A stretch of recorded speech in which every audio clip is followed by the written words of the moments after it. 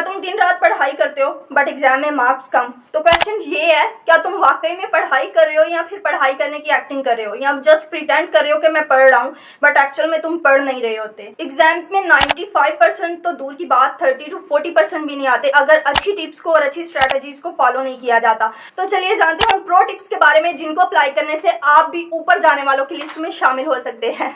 Means that आप भी class के उन स्टूडेंट्स में शामिल हो सकते हैं जो हाई स्कोर करते हैं, वो वाला ऊपर नहीं।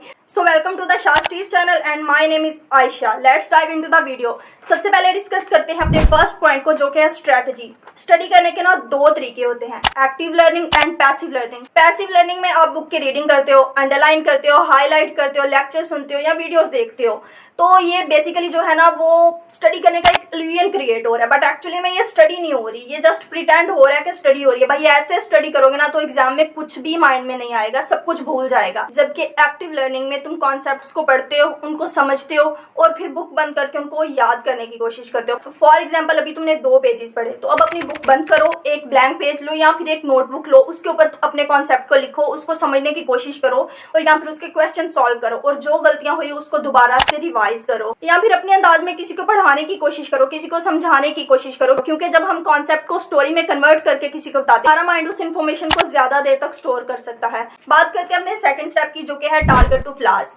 ज्यादातर स्टूडेंट्स क्या करते हैं, जब भी स्टडी करने बैठते हैं अपना फेवरेट सब्जेक्ट की बुक ओपन करके बैठ के पढ़ने के लिए, भाई जो सब्जेक्ट ऑलरेडी वीक है उसकी तरफ तो ध्यान ही नहीं देते। जस्ट बिकॉज अब तुमसे क्वेश्चन सॉल्व नहीं हो रहे तो क्या स्टडी करना छोड़ दोगे? नहीं, ऐसा बिल्कुल नहीं करोगे।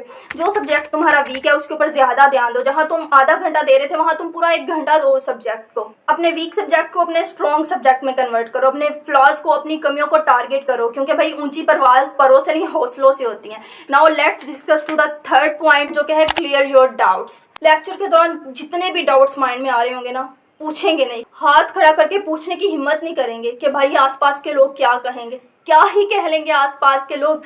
आज की एम्बैरेसमेंट से तो तुम बच जाओगे डाउट क्लियर ना करके, बट खराब रिजल्ट की एम्बैरेसमेंट से तुम्हें कौन बचाएगा? सो जब भी तुम्हें कोई डाउट माइंड में आता है उससे फौरन पूरा जिगरा लगा के, पूरी हिम्मत लगा के एक दफ़ा अपने मैम से, अपने सर से पूछ लो, उसी बुक के उसी पेज पे नोट डाउन कर लो। So raise your hand and clear your doubts.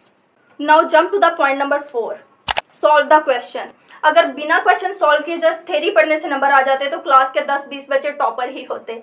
सो जब भी तुम थ्योरी पढ़ रहे हो, जब भी तुम कॉन्सेप्ट्स को क्लियर कर रहे हो, अपने चैप्टर के साथ साथ उसके क्वेश्चन भी सॉल्व करो, क्योंकि चैप्टर को पढ़ने के साथ साथ उसके क्वेश्चन क्लियर करना ही असल गेम है। Now jump to the next point, जो कि है रिवीजन। जो पढ़ा है वो दिमाग में टिक जाए और उसको फ्रेश रखने के लिए रिवाइज करना ही असली मैजिक है। सो जब भी तुम अपना चैप्टर क्लियर करो उसको 1-4-7 रूल के अकॉर्डिंग उसको रिवाइज करो। अभी तुम सोचो कि 1-4-7 रूल क्या है, तो इसका मतलब है जब भी तुम फर्स्ट डे पे अपना चैप्टर क्लियर कर रहे हो तो डे 4 और डे 7 पे उसको रिवाइज करो, because revision is the most important thing to crack any exam. Now अभी तक हमने वीडियो में देखा अपनी स्ट्रेटजी सिलेक्ट करना, जो कि है active learning. Number 2, focus your weak subject. Number 3, अपने डाउट्स क्लियर करना। Number 4, solve the questions. और नंबर 5, रिवीजन करना। तो भाई अब इन सबको प्रेजेंट भी तो करना है ना, तो असली फंडा भी प्रेजेंटेशन ही है और हमारा लास्ट पॉइंट भी प्रेजेंटेशन। तो भाई जितना पेपर आना जरूरी है उतना पेपर सजाना भी जरूरी है। फूल बत्तियों की बात नहीं हो रही, पेपर प्रेजेंटेशन की बात हो रही है।